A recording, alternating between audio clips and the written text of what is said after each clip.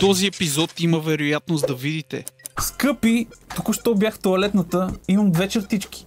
Как сте с жена ти в леглото? Само българин може да излезе от кабинета на психиатъра и да каже: Бременна жена с къса пола пътува в автобуса. скъпи, ти мислиш ли, че кокошките са глупави? Добър ден, искам 5 кг картофи.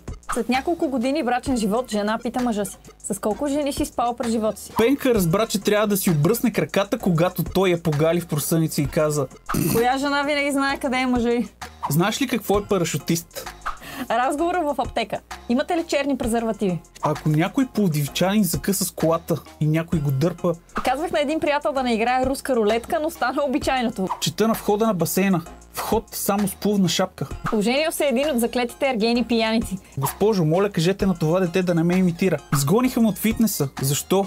Попитах го, аз или гофа. Ако знаете повече от една рима на думата гугутка... Ако се чудите какво гледате, това е Виц Батъл, предаването, в което готини хора си разказват кратки вицове. Хилиме се доста и се надяваме и вие да се забавлявате с нас. Не забравяйте да се абонирате и да станете част от Виц Батъл обществото. По-верните от вас могат да станат мембъри в YouTube. По този начин ще гледат видеята преди всички останали, ще получат 10% намаление от мърча и най-важното, ще ни подкрепят, за да може да правим още такива клипове. А сега към епизода.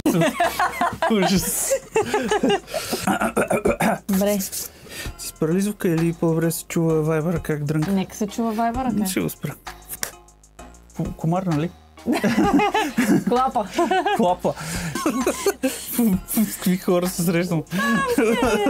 Ами, добре, Мише. Здравейте, драги зрители! О, здравейте, хора! Трябва ли да кажа? Здравейте, хора! Трябва ли да кажа? Мога да кажеш каквото си пожелаеш тук. Ето, аз помахах. Да. Универсален език. Отново сме с Мишето, вашата любимка, вашия любим пак. дръм учител. Чак пак. Аре, бе, не да я скромчиш. Четеш коментарите. Не! Еми, добре преш. Ево на двамата човека, деца са забавляват на вицовете. Да. Събрали сме се за новия епизод. Извадили сме ви доста вицове, дано да си харесате някой от тях и да ви стане любим. Според YouTube статистиката, голяма част от гледащите не са се абонирали за канала, така че ако обичате, абонирайте се и да променим тази статистика, ако е възможно. Да. Статистиките са за това, да се променят. Да. Нещо е по-добре преди. Повече проценти Ама са пак. сабскрайбнати, но Да. може и по-добре. Да продължаваме към същината на епизода, за да не ви бавиме, а тя е гладна и не знам какво ще се случи. Ще има жертви и подсказвам, няма да е тя. Да. Та така, че приятно гледане, приятели.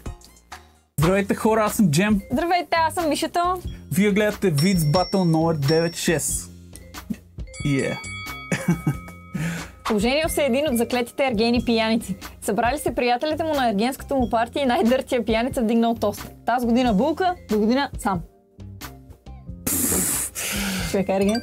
В смисъл, трябва да е вечен ерген, нали? Бати, просто го проканал направо. Добре. Добре. Не очаквах това, но явно така е. Скъпи, току-що бях в тоалетната, имам 2 чертички. И аз там сигнал е слаб. Това също и аз не го очаквах. Да, за разлика от тъпите ти вицове, аз на моите тъпи си се смея. Браво! Аз очаквах между туалетен хумор. Не. Да, това е вулгарен. Такива са ти, какво правиш? Бременна жена с къса пола пътува в автобуса. Срещу нея седи някакъв дядка. Поглежда я и казва: момченце ще се роди, а? Как познахте? Вижда му се брадата. Той е добър. Ужас. Скъпи, ти мислиш ли, че кокошките са глупави? Да, пиле.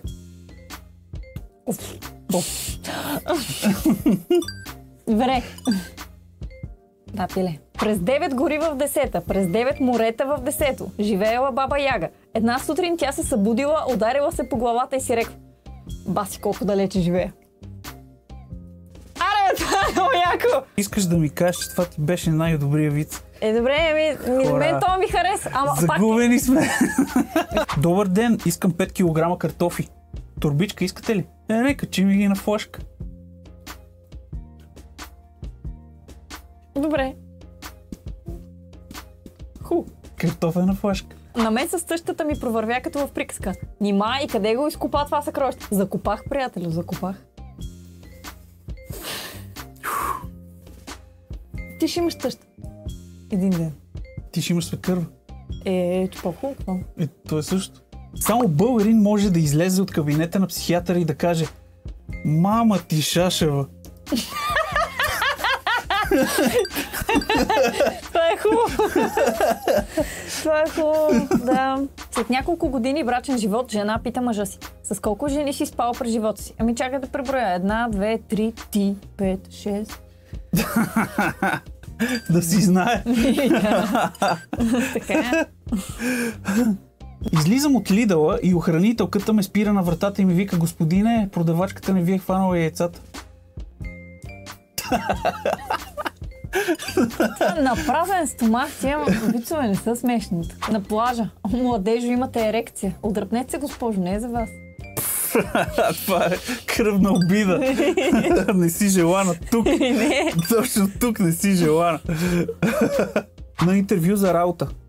По каква причина загубихте предишната си работа? Ами, компанията се премести, а на мен не ми казаха къде точно.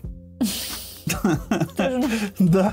Okay. Така че не е негова вината или такова. Той дори не е бил уволнен, просто не е бил осведомен. Осведомен? Да. Трябва да бъдеш. Казвах на един приятел да не играе руска рулетка, но стана обичайното. В едното ухо влезе, от другото излезе. Добре. Изгониха ме от фитнеса. Защо? Бил съм им правил трохи.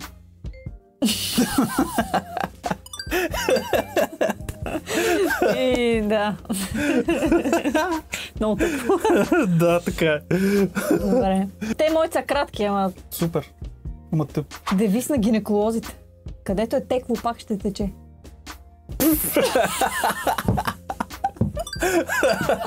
Това не си го чува.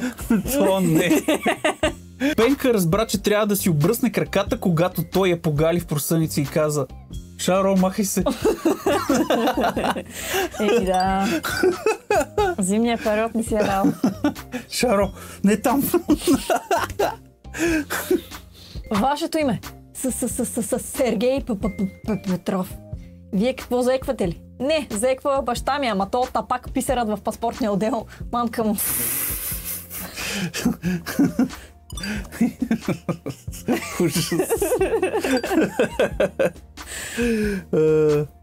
Знаеш ли какво е парашутист?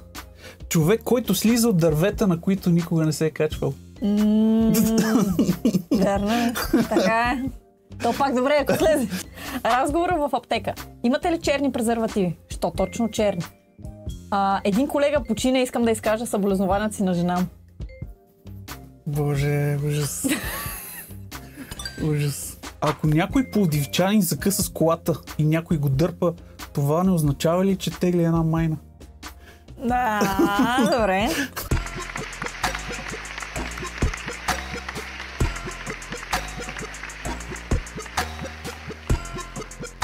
Това беше същината на епизода. Надявам се да ви е харесал.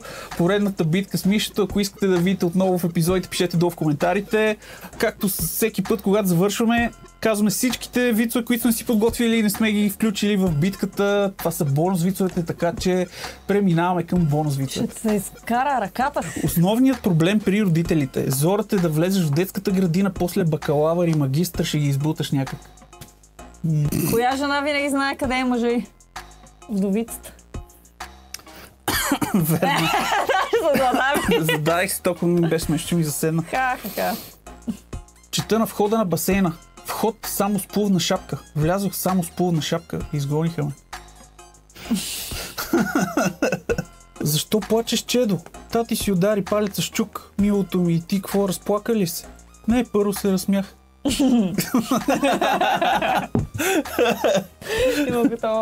Пийте кафето си по-бързо. Защо? Ще изтине ли? Не, ще поскъпне. Тъжно си. Много е дразнещо, когато вече искаш да се прибереш вкъщи и да си почиваш, а всъщност още не си излязъл. Тъжно? Да. В автобуса: госпожо, моля, кажете на това дете да не ме имитира. Сине, спри да се правиш на идиот. Марче, пробвал ли си 69? Не, Коле, само 53. Селото ни е малко. Да съм го чула някъде на готино. Между колежки. Твой мъж много ме харесва, където и да ме види, ме прегръща, целува. Споко, той си е такъв, въобще не е гнослив.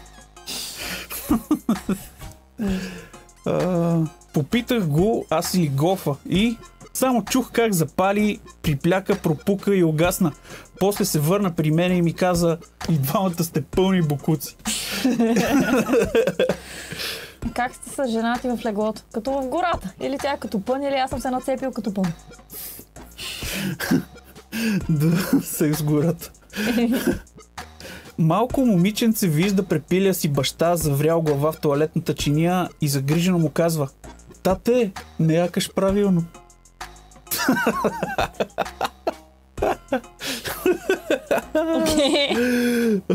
Ако знаете повече от една рима на думата гугутка, вие сте културни и образовани хора. Така е. Чай ще се опитам съсед. Маршрутка. Браво! Това беше вече всичко от епизода. Благодаря ви, че гледахте и останахте до самия край. Поздрави от мен и от Мишто. Следете поредицата и бъдете живи и здрави. Това се едно ръсиш сол в отвара.